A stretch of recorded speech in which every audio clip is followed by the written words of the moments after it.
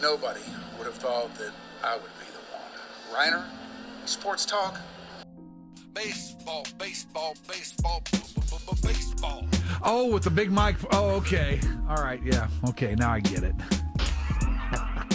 We got a lightning strike, boys. What happened over there, Grego? We had a little lightning strike right outside the window. The Texas Rangers win the World Series. All right. Here's a tip for all these Americano League teams. Wait, you said tip? Yeah, tip. Okay. With a P.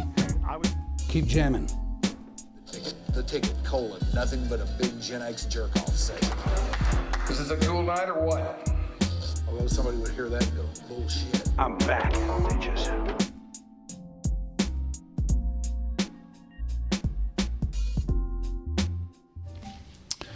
And good day to each and every one of you.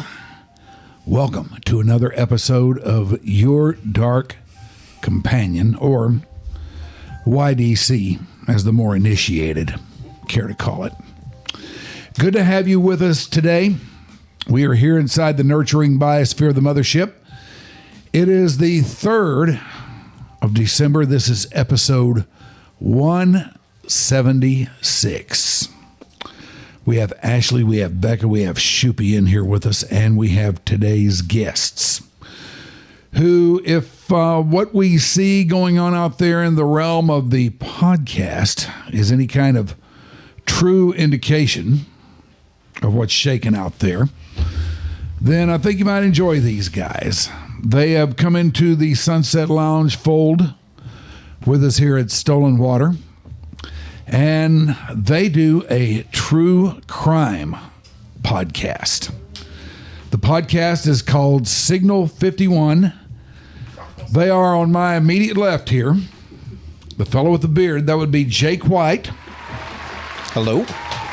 And on his far right, looking far, far more serious than Jake White, is John Henry. Yay. We often Good get afternoon. that.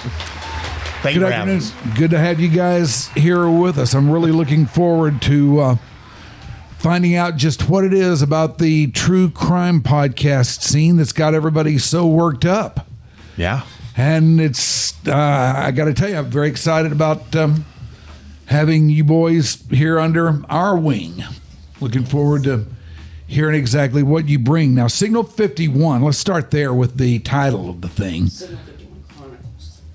Oh, the Signal 51 Chronicles? Yes. Okay. We're chronicler. Okay, these are the Signal 51 Chronicle guys, but Signal 51 is a cop thing, right? It is.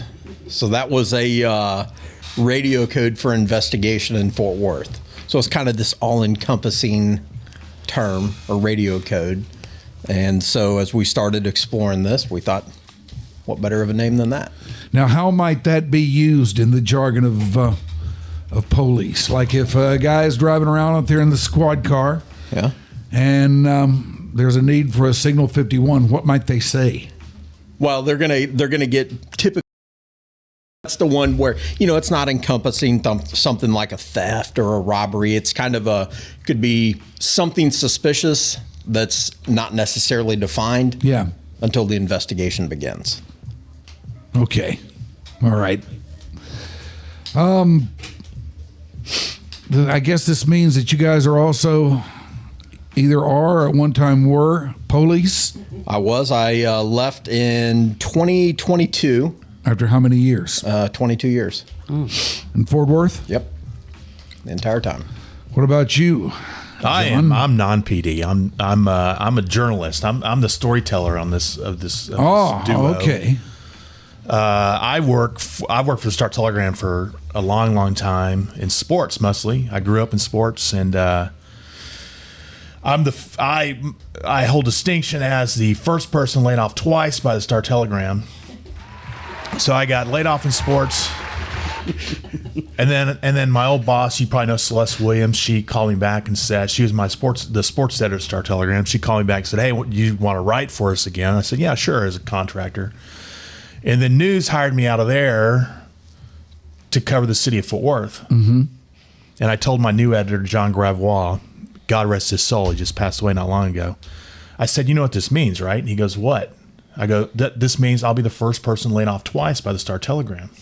And he said, you're probably right. And sure enough, 2 years later, I got laid off again. But my old sports editor called me back to write again in sports as a contractor, which I did. Went to cover horses for a while. And now currently I am the editor of Fort Worth Inc., which is a business magazine, business lifestyle magazine under the umbrella of Panther City Media, which also owns Fort Worth Magazine, which is the monthly city magazine there. And I write and edit. Kind of like D Magazine over here. Correct. Yeah, okay. Yeah. And all this time, no doubt, you were watching what's going on out here in the realm of the podcast. And something piqued the interest of at least one, if not both of you. Yeah. Well, we kind of just stumbled on it. It was we would often at our local watering hole just sit around telling stories. This guy's got a knack for history, which always brought an interesting twist to whatever story that we were telling. Mm-hmm. And we found we were telling them quite a bit. And I don't want to say we have a large crowd. Most of the people at the table we're like, oh God, here they go again, because we're on to a 1 hour story about some crazy crime that happened in 1992 or whatever the case may be. Yeah. And then this guy throws in some, I'm there for that. Well, and so I think as we kind of, I don't know, it was a couple years probably of sitting around doing this, and then the opportunity presented itself, and thought, hey, let's get this thing going. Let's try this out. So you're both Fort Worth guys. How did y'all meet then? Did you arrest him? No. Or did you arrest him? I wish. It was, we were drinking one night. That's where we met at a bar years and years ago at the old Mule pub. Oh, hell yeah. Yeah, that's how things like this happen. Exactly. Drinking is involved. No good story starts with a salad, right? You don't make friends with salad. That's correct. That's correct. Salad is pretty boring. So yeah, we met at the old Mule pub.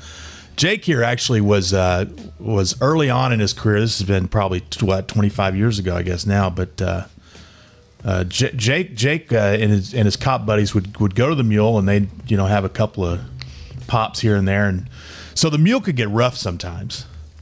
And the owner there, Robbie, who now owns Oscar's Pub, our current haunt, asked some of these cops to be door guys, just a presence. Hang out in uniform at a bar. Yeah. Making the big bucks. That's where I met him. Okay. That's where he met him. Yep. Didn't ever kick me out. Oh, nice. Yeah. No. Should he have? Oh, there's so much regret, man. So many opportunities squandered. Did you ever break up any stuff over there at Oscar's Pub? Yeah, there was a handful. There was one. Well, this was at the Mule Pub. This one was actually kind of funny. It was pretty late, 1:45 in the morning, and they had, it's kind of a nondescript door when you walk in, and I'm sitting in a bar stool, full uniform. This guy walks in, he's wearing a black leather jacket, and he just kind of storms by me, and I'm like, man, this guy is in a hurry for last call, is what I think. It's pretty empty at this time, and he walks up, and he was in such a hurry, it kind of drew my attention. And so I look, and there was two other guys sitting at the bar. One guy he's a rather large fellow, long ponytail. He's wearing coveralls. So the guy who walks in wearing the black leather jacket walks up. He just passed me 10 seconds ago, and open hand slaps this guy with the ponytail. And I'm 20 feet away.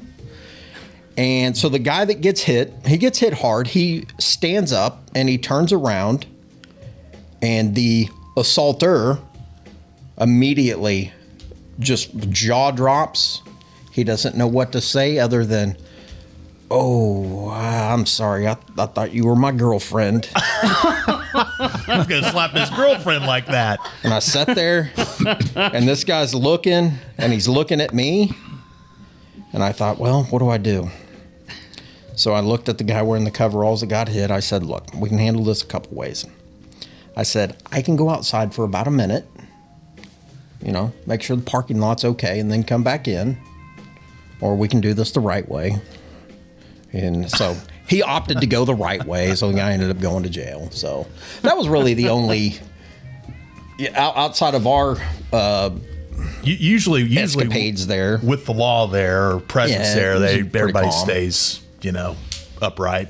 Yeah. Don't we know something about Oscar's Shoopy? Feel like your band might have played there at some Yeah, point. I'm thinking so too. Maybe there's a ticket remote. Oh, okay. All right, I guess that's it. All right, well, let's get back on point here. We don't have to. No, I know we don't have to, but I want to. Fair enough. Because I want to find out about this true crime rage that is going on out there in the realm of the podcast these days. It's out there. What's causing this?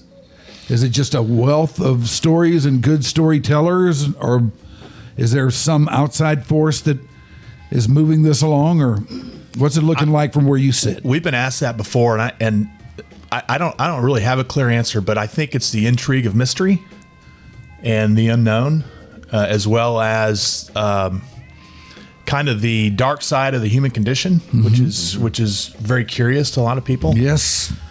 Because I don't care who you are, everybody has it appeals to a lot of people. And he might have a different answer, but I think that's the one that comes to mind when I hear that question. I mean, it's the platforms are available now, right? I mean, I think since the beginning of Cop World, the stories have always been told. I think now there's a platform to do it.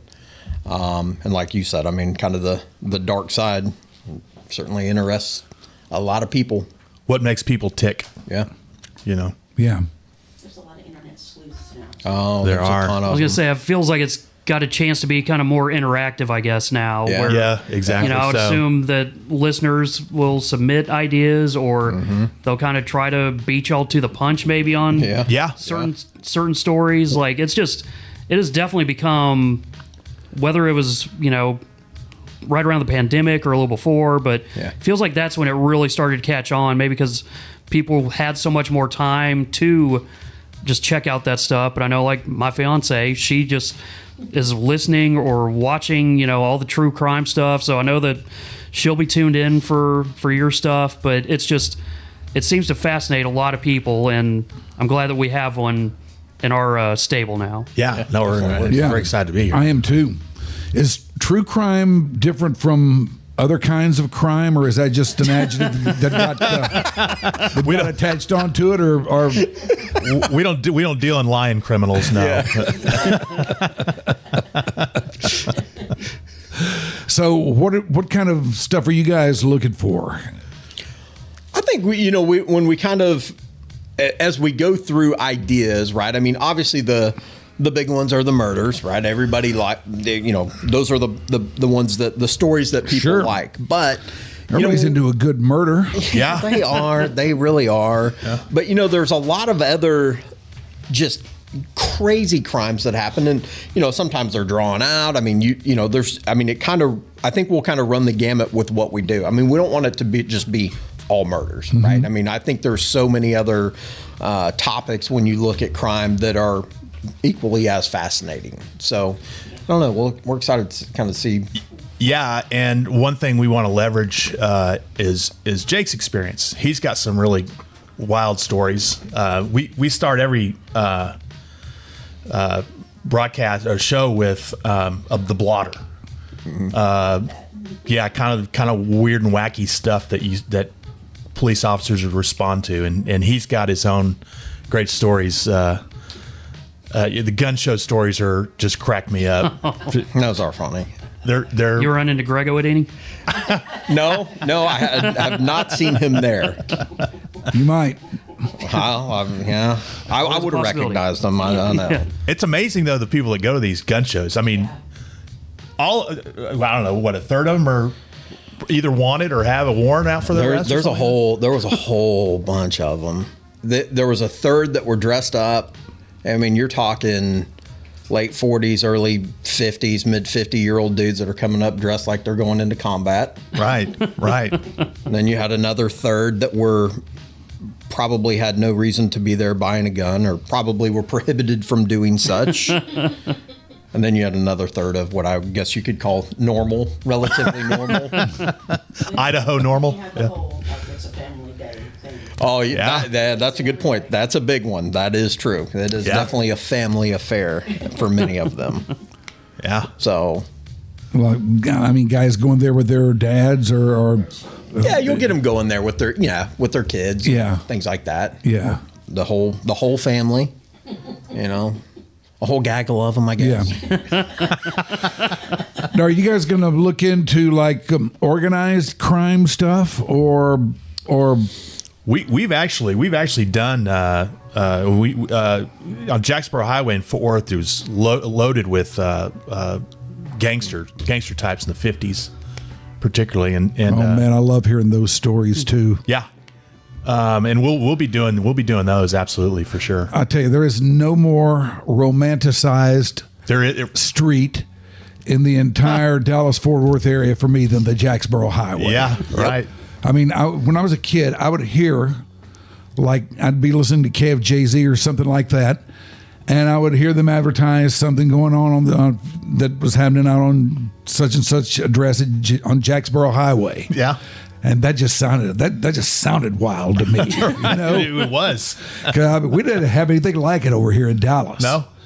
But the Jacksboro Highway, man, that sounded like a place you wanted to be. Yeah. Or maybe now. I mean, why not now? Yeah. Oh, they got it quote unquote cleaned up there, so it's not like it was. Yeah, they always ruin a good thing. Yeah. Yeah. Bullshit. Oh, is that right? You have stories? No. It's creepy when you drive that. Oh, I mean, it's cleaned up in a different way. Oh, okay. What do you mean? I haven't been to on Jacksboro Highway. It's just, no more gangsters or anything like that. It's just, it's kind of run down, depressed, I think. It's run down is what it is. Okay. Yeah. Yeah.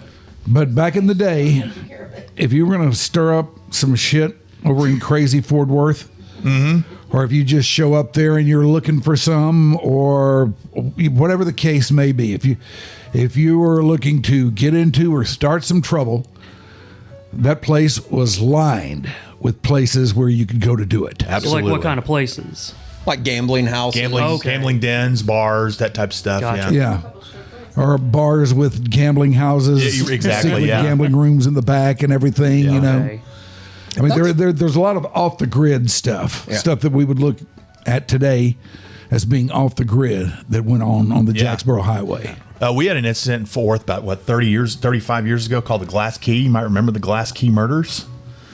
So that was a restaurant / bar, but really just a gambling shack. And then they shut it down at 10, and it was a gambling joint. And there was tens of thousands of dollars that were just sitting around there. And sure enough, somebody busted in the place at 4 a.m. or something, and they killed 4 or 5 people. Killed 4 or 5 people and collected. Yeah, killed 5 people, wounded 4 others.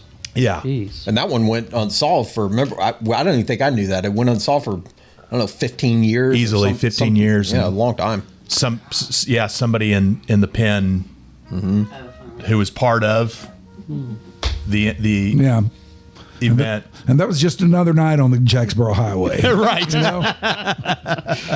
Tomorrow's another day, and tomorrow something as crazy or crazier than that would happen. Right. Yep. Right. Or at least that's how it was in my mind. And I used to talk to some guys who, played in bands that would play out there. Right. And they had stories too. I bet. That's the one that had the Willie Nelson tie, I believe. What? Yeah. Yeah, Jackson. Yeah. I think the Cowtown Palace was out that way, I believe. Not far from there. Yeah. Yeah, I knew some guys that plied their craft at the Cowtown Palace for sure. Yeah. So, what other kind of stories do you guys look for? I mean, this can't be just all wild stuff that happens on Harry Hines or Jacksboro Highway, can it? No. I think looking at the ones where, there's the crime, if you will, and then something. But that and then something can be, we just recorded a good one that's got a pretty interesting sports tie to it. We like sports. Yeah. Baylor basketball. Yeah. That one was, like I said, I think looking at something that's got the crime and then something. I mean, we don't want to do the run of the mill things, if you will. I mean, because some of these have so many layers. I mean, it's crazy. Like the 1 degree of separation from, baseball executive to a murder and all these just. The TCU, there was a homicide in 1970, I believe, right outside of a high school basketball gym that's still there near Farrington Field, and it involved two TCU football players who had come back from Christmas break and went to go watch. One was from Carter Riverside, and his alma mater was playing Como, which was one of the last segregated high schools in Fort Worth. So there was some racial tension there in 1970, as you could probably imagine, and a fight breaks out after the game, and somebody pulls out a gun, boom, kills the TCU football player. And now I'm having trouble remembering his name, but a future NFL football coach was there that night. Cardinals coach in 2000, I think, is the color commentator for Panthers or Titans. Might be Titans. It is Titans. He's a color commentator for the Titans now. Yeah. But he coached for the Cardinals, and Dave McGinnis. Dave McGinnis. That was it. From Snyder, Texas. He'd come home a week early, and they went to this game, and he got involved in this thing. So there's always the world is so strange that there seems to always be some sort of additional tie of interest that we uncover. That's what makes it great. Yeah, it really does. That's what. Unsolved or forgotten cases, kind of forgotten cases. Some of them are unsolved. Yeah. Do you have a particular favorite forgotten case that you've either gotten into or want to get into? Well, I think, this one's not forgotten. Obviously, we got the 50th anniversary of the Cullen Davis case coming up in August. Yeah, that can be forgotten. Definitely. That one's definitely not forgotten. I think that one is something we'll definitely dig into. And some of these we want to take an angle that is unique that hasn't been taken, and so we're working on that right now. We're hoping to speak to some people who were there. We have an in there, and Mr. Cullen Davis is still alive. So, we'll see where that all leads. But will these people actually talk about it? We get resistant. We've had a couple where, they had a lot of in-depth knowledge, but they usually resist the idea. Yeah. Or they'll kind of like, hey, I don't want to be on the podcast, or I don't say my name, but here's what happened. Yeah. So most of them won't. That's been kind of our experience, I think. We asked Dave McGinnis to talk, and he wanted nothing to do with it about that case 50 years ago. Yep. In the case of Cullen Davis, we have somebody that we could probably get a hold of, but she might have not just NDA because he settled with her. Yeah. So we might run into that in that particular case, but we'll see. Dig around, see what happens. Exactly. That's what you got to do. It's Fort Worth, Texas. We find everybody knows everybody inside that loop. Biggest small town there is. Man. Yeah.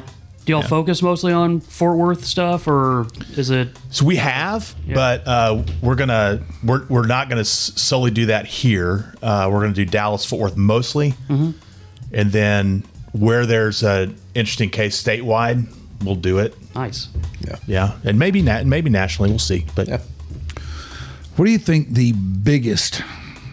And I don't know, maybe we were just talking about it. Maybe it's Cullen Davis, but what do you think the biggest true crime story we've ever had come out of here is? I think it's here in Dallas, Texas. November 22nd, 1963. What happened then? What happened that day?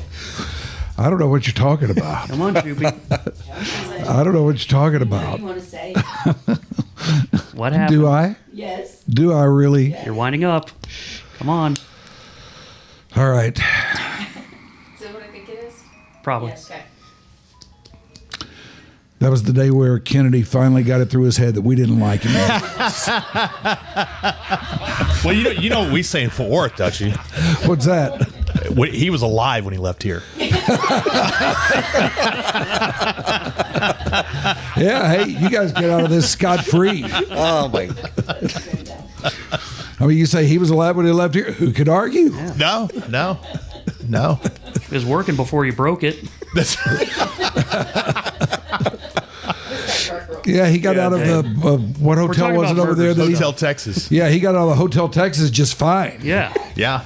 Who is the actor? Bill Paxton. Bill Paxton. Paxton was in the audience with his dad. Right? That's right. Little kid. Yeah. There was actually, I did something for the magazine for the 60th anniversary, and who was the police officer whose dad was there that night? He was over patrol or something. I can't remember his name, but anyway, I was able to find one of those guys. He was about the only one left. Remember, there was nobody left. Yeah, it was just that's his right. son was alive. Son, there was nobody left from Yep. 50 years ago. Yep. Now, are you guys going to are in the realm of true crime? Do they focus on cases and situations where people don't die but something goes way wrong, or I mean, there's got to be a little bit more to it than just Yeah, no, I mean, there's all sorts of talkers out there. The cases that cause people to chat. Yeah. And the other thing you see all the time are just your standard cases that become instant internet fodder. There's a DFW scanner on Facebook that is people are on it all the time talking about whatever's going on, whatever case just happened. So I envision us doing a lot of that type of stuff of being timely on a case that just occurred, and we have a discussion about it and bring in some subject matter experts who can talk about whatever it is. And all those will probably be either former police, but that's his realm. What kind of experts would you look at for something like that? I mean, detectives. The detectives. But that's a hard group to get to tell stories, right? I would imagine so. Most of the time, they're like, I don't want to talk. I'm not going to say anything. I don't want to. I think that'll be a challenge. I expect. Yeah. Get them. There'll be some of them. I would imagine it's pretty easy to get police talking. Fairly easy, but detectives they seem like something else to me. I mean, I don't know how that works, what the difference is inside the realm of law enforcement between the two, but it seems like they're a whole nother deal. I think the tide's kind of turning though to a certain degree, right? I mean, it's like anything. I mean, that's a job that's getting younger. The reality is when you start looking at police work, for example, your career detectives, those will be no more in probably the next 10 years. I mean, because you got to get off into the weeds of how pension systems work. And, now everybody wants to climb the corporate ladder. So instead of a guy saying, hey, I want to solve murders for the next 18 or 25 years, they're like, well, I'd like to, but I need my pension to get here. So I'm only going to do it for a few years. And that cycle goes through a couple times. You have no subject matter experts. Yeah. And I think that's something that we'll likely run into, especially in these big cities, as time goes on, and in short order too. I mean, I don't think it's going to be long. I think there's tell me if I'm wrong, I think there's a PTSD effect too. These guys see a bunch of stuff that, they don't necessarily care to recall. I don't know. I mean, I suppose there could be an element of that, but I think a lot of them are just super humble. Like, I'm doing it for the right reason. I'm not looking for anything more other than to do the job, so to speak. Yeah. Right. I think that's probably a bigger part of it. Just get them out drinking. They'll I mean, that's all. Yeah. The magic elixir. The magic sauce there. Oscars. What's that? Do the show from Oscars. Well, yeah. I mean, well, we did have that one little event up there where they did the. Do you remember that hot chip or that chocolate thing? Oh yeah. Yeah, it only took a few beers, and these guys were trying to eat the hottest piece of chocolate on the face of the planet or whatever it was. Oh yeah, the hot chip challenge or something like that. Yeah, turned into it. I did that. Oh, you did? I remember him doing one at Pluckers with the atomic wings, and he actually did really well with it. What I did. You had like the. When was this? A and couple what did years I ago do? with the Freak. We were all doing a remote at Pluckers, and it was actually, I think, the Fire in the Hole challenge. Yes. And you wound up eating like 3 or 4 wings and actually just enjoying them. Wow. It was really weird.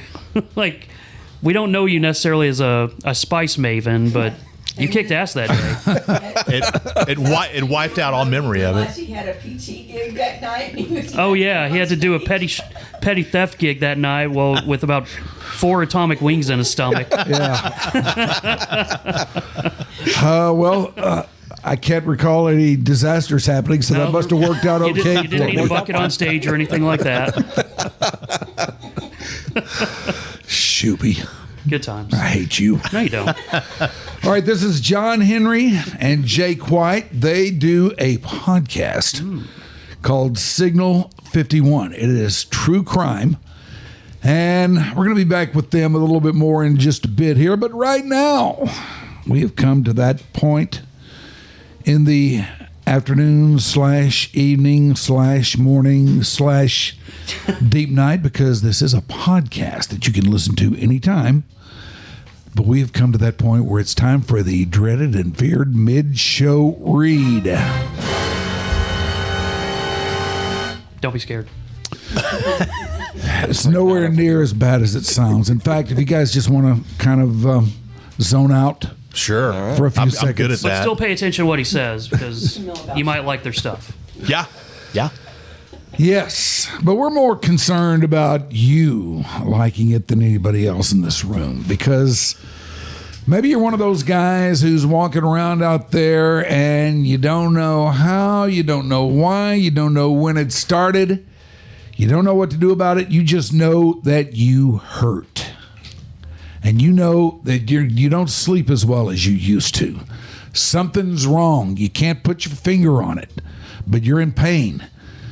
And that's kind of a bummer, man. That is a real bummer, because I found myself there in that very situation not too terribly long ago, and I can't swear that I'm not going through it again right now. But the question is, what do you do about this? Well, CBD helps. That's one thing I have found out. CBD does help. And that's why you need to know about the CBD House of Healing. I went to the CBD House of Healing, and I got to tell you, I'm a skeptic on just about everything.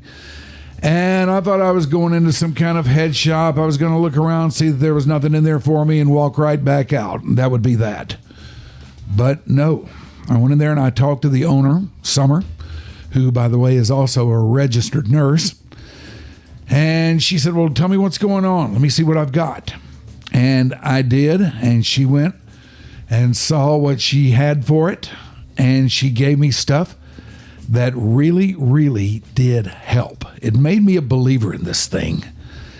And if she can do that for me, she will do it for you too. So if you haven't looked into CBD, first of all, get your head right about it, because I'm not sending you down to some head shop where they're going to give you a package of zigzags and send you on your way or anything like that.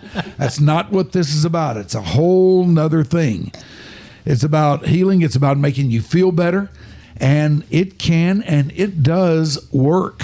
So go by there and check it out at the CBD House of Healing. They are located at the corner of Northwest Highway and Plano Road, the northeast quadrant of that burgeoning intersection. Go by there and tell them you heard about it from us here on YDC, and just see what CBD from the CBD House of Healing can do for you. All right? One more. Okay, one other thing here while we're at this. We want you to mark down the date of December 11th, 2025, 5:30 to 9 p.m. at the Barley House, the fabled Barley House on SMU Boulevard here in Dallas, where we will be celebrating the 11th annual day of Giving Moss.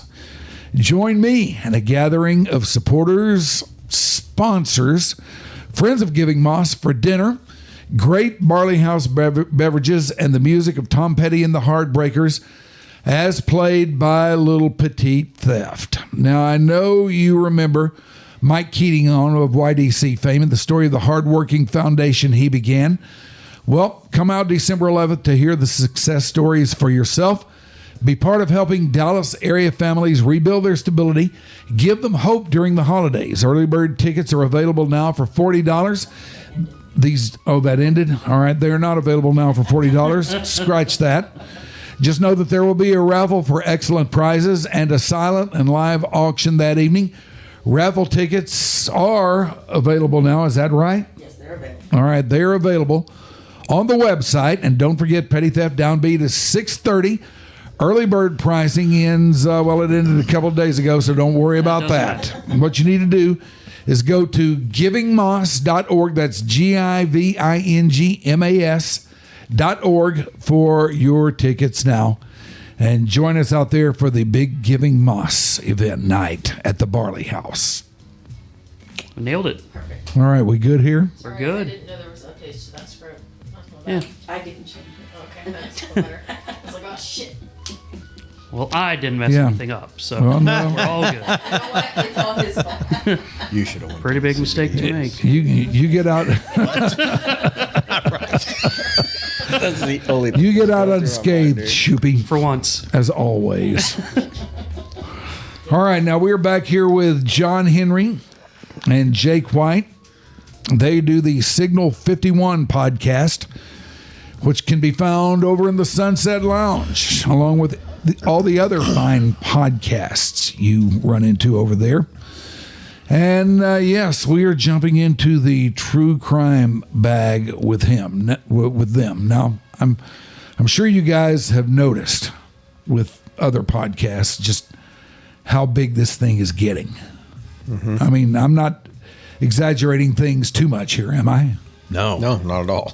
No, it's the genre is exploding. Why do you think that is? Well, I just think there's there's intrigue with kind of the dark side of the human condition. Honestly, people want to know what makes these guys tick. Would you concur? Yeah, I think in summary, yeah. I mean, kind of looking at, with these stories, I think the one thing that again, kind of on, the ones that I've listened to, it's very kind of, hey, here's the facts of the case, here's the story, and that's it. But I think with ours, like I said, we want to go a little bit deeper, right? I mean, because there's every one that we've done, we've never had one where we're like, whoa, I can't believe, every single one of them has had some like kind of wow factor to us. Yeah. And so I think, but going back to that original question, yeah, I mean, it's just the intrigue of it all. What police show was not a favorite, people growing up watching. Yep. You watched Adam 12, I'm sure, Mike. Oh yeah, sure. You love them. Love cop shows. Yeah. What was the one with Archie Bunker in it? Carol O'Connor. Heat of the Night. Heat of the Night. Heat of the Night. That's it. Yeah, that's it. Heat of the Night. Anyway, I don't know. The genre's always been kind of popular, I think, in pop culture. Certainly in the last 50, 60 years. I think I will tell you from my point of view, I think women in particular are really drawn to it. I think it assists them in feeling like, okay, I have some power if I understand what I have to look for, what I need to be aware of. Yeah. That's an interesting perspective. I've never even. Yeah, I feel like it's she's also full of them, so they can figure out how they can cover everything up. So I've seen the looks from my fiance when we're watching. I mean, She's like, but we're all okay. And that. Yeah, just in case. There's a joking, which I don't have my mic on right now, but there's a joking book talk theory that like it's because they can actually finish something and they follow through on their plans. Fair. Yeah. Yeah. That's why women like it so much. No doubt. I mean, really? What about like white collar or fraud kind of stuff? Are you guys looking at those kind of things? Yeah, I think we probably Oh will. yeah, we'll definitely. I mean, those two. I mean, those are. There's probably a lot of it. Yeah, there's a lot of it, and they're so in depth. Yeah. I mean, there's so many twists and turns, and even those they don't have the violence, the gore, or anything like that, but they still have the victimization. Yeah. Right? There's just So there's still that whole avenue of what was that? How did they think? Yeah. Yeah, and how it started, where it usually starts with something kind of small. It's Exactly. what kind of like Office Space, where it's it's fractions of a penny, and Yeah. no one's going to get hurt, no one's going to notice, and then all of a sudden, one mistake, and there's $1 million in their account. They're like, oh, that's not good. And that hits really close to home to a lot of viewers too, because a lot of people, you're more likely to have been screwed by some sort of white collar crime. Yeah. Than ever run into somebody who's going to kill you. Do you think you have to have a particular background in that type of law enforcement to really drill down on that? I think in a lot of them, yeah. I mean, because they're like on those murder ones and transparent. I've never been a homicide detective. I was in undercover assignments most of my career. Yeah. There's there's just so many different avenues and so many different elements and things that you have to explore on every single crime. And so, having that subject matter expertise is, definitely, from the investigative perspective, yeah, I mean, you got to have it, because now, again, like I said, though, I think that's something that is going to go by the wayside, which that'll be interesting, probably not in a good way, to see how that turns out or impacts society. I think yeah. Why do you think that's going to go by the wayside? Because I think the subject matter experts, you're not going to have those. You're not going to have those career detectives, those career investigators. Yeah. I mean, we see it already where people are just climbing that corporate ladder as quickly as they can, and for good reason, for just cause, right? I mean, they've got families to support and things like that, so their pension needs to be higher, perhaps. Yeah. So long term, I want to be a homicide detective for 10 years. Yeah. I think that's going to. Yeah, I think, like I said, I think that's something. Is there a pipeline where there are always more on the way up? Yes, but the one thing is with any, whether it be a murder, drugs, the white collar, the fraud kind of crime, the ones that you can have guys that start off that are just naturally they're good at what they do. Yeah. But the ones that are great are the ones that do it for a decade, 15, 20, 25 years, the longevity of it. Yeah. And I don't always equate it to the tenure, right? That's the other thing. In law enforcement, a lot of times I think that people equate experience and tenure. I don't know that that's exact. I don't think that they're hand in hand, because I think that you have a lot of young officers that go out there and they work hard every single day, and then that translates when they become detectives. Yeah. They're going out there working hard every single day. So, like I said, that'll be an interesting thing to see if that does have some impact on, when you start looking at clearance rates and things like that. When your most seasoned detective's been there for 4 years, the 20-year guy that had retired 4 years ago perhaps could have looked at that case and said, hey, you should have done this, this, and this. Yeah. Case solved. So I don't know. Well, I think the public pensions now are to the point where, in the old days, you might see a detective there who was there for 50 or on the force department for 50 years. Mm-hmm. Now they're 25 and out because they got this pension and they can retire. So you don't even have like a seasoned detective teaching and training right the new detectives. No. There's not even like that. Yeah. Nope. One thing you'll notice in our show is it'll sometimes sound like Jake's running for the police union president because very pro police. No. Good God, no. I do office out of there, but no, I'm definitely not running for that. It's not my game anymore. I don't know, man. I think you'd do well at that. No, Jake. Yeah. Vote for Jake. Yeah. No. Yeah. We the current POA president for it's going to see this and be like, what the fuck, man? Coming after me? Yeah. Starts getting Not nasty text eligible. messages. Not eligible. Don't want to do it. Never want to do it. That's what they all say. Yeah. All right. What was the high point of your career, or what's been the high point of your career? Gun show. No. That was those were some of the most the high point. I think looking back on it, I mean, I did. So I think first of all, you were a sergeant in narcotics. Yeah. I think so. I don't know if we said that or not. No, we didn't. I think that probably was the high point in the sense that, you've got, and I still talk to these guys every single day. I should just sit here and read our text thread, which would be completely inappropriate, and they'd all get fired if we read that.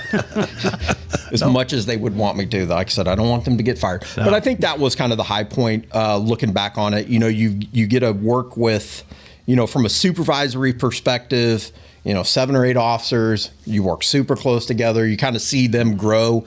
And now looking, almost 10 years later from when I started with that same group, where they're at and who they become. And not just who they become as cops, right? Who they become, fathers, husbands, just overall good dudes. Yeah.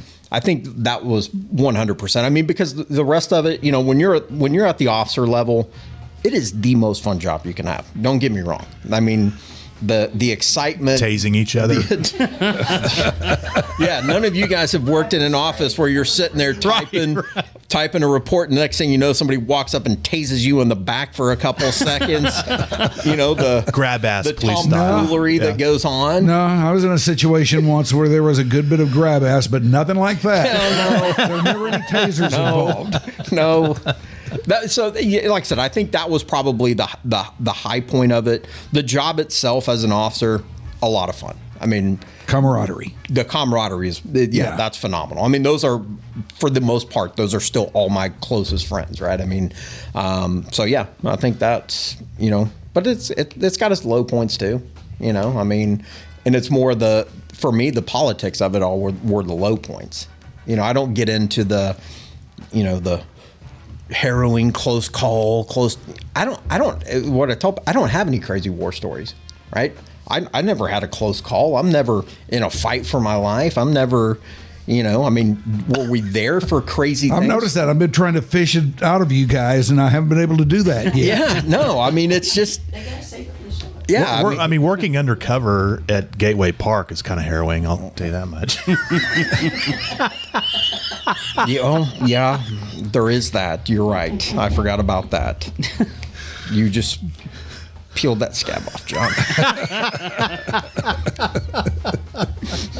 When you worked undercover, did you wear like the Groucho Marx glasses and stuff, or no? In the movie, that's the way it'll be. Yeah, it would have been cool. My beard used to be red, very much a ginger style beard, if you will. My man. Yes, indeed. Mine, I had grown one for the better part of 2 years, and it doesn't grow straight. It's just curly and it was hideous. And I'm in my 20s when I have this, and I looked ridiculous. I had hair back then. It was kicking loose, but I had some, grew that out.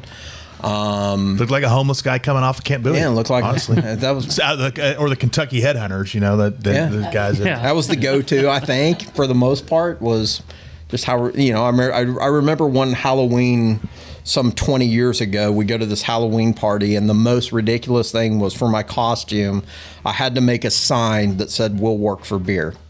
And that was my costume. Just showed up like that. That was it. And my poor wife, she's sitting there like, oh my God. What have I gotten myself into? She still hasn't figured that out yet. No, Lord, no. Yeah, I thought I was married to a police officer, but he's just playing dress up every day. Right. Pretty much. Right. Well, man, I'm really looking forward to getting into Signal 51. First episode released on Monday. It will be released on Monday, or all right. First episode came out on Monday. I'm really looking forward to getting into this and seeing where it goes, and mainly just finding out what this true crime phenomenon in the realm of the podcast is all about. You know, sure, because it's big. Tell them about the first case. Ooh. Even the second one. Yeah, we can. Yeah. Okay. Give us a little teaser taste. on All right. on Okay, the first sure. couple, John. So the first one involves the case of the Koslow murders in Fort Worth, and Jack Koslow he owned a fur apparel business in town, and somebody breaks in the house in the middle of the night and tries to kill him, and that's a winding trail. The second one is the kind of the bizarre story of the Baylor basketball scandal, which, you know, you say Baylor scandal, you think of Art Briles and all that stuff, but there was actually one before that was probably worse than the Art Briles thing. But anyway, we dive into that as well. So Can't wait. yeah, Yep. Can't wait to check it out. You guys should check it out too. It is called Signal 51, John Henry,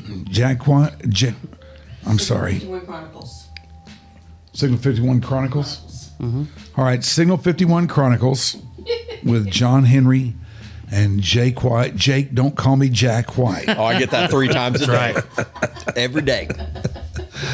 Yeah, I was really going to try to get out of this thing without doing that, and I just slipped. So, screw me. All right, that is it for Your Dark Companion today. Let us leave you with the way we always leave you, and that is, if you like what we're doing up in here, what we need you to do is get us out there. Share us, like us, send us around to your friends, get them in on this thing. Because we do it a couple times a week. That's the way it's been going, and probably the way it will stay. So jump on board with it. Go through all our old stuff. I'm sure we've got something in there somewhere that you're going to dig. But check all that stuff out and keep this thing going for us. Like us, share us. That is the way out there on social media. So help your brothers here at YDC out. Your brothers and your sisters here at YDC out. That'll do it for today. Thank you, Shoopy. Thank you, Ashley. Thank you for being by the channel. Goodbye. Bye.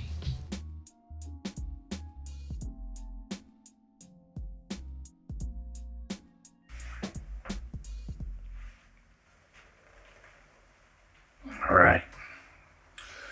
I'm gonna go take my pants off.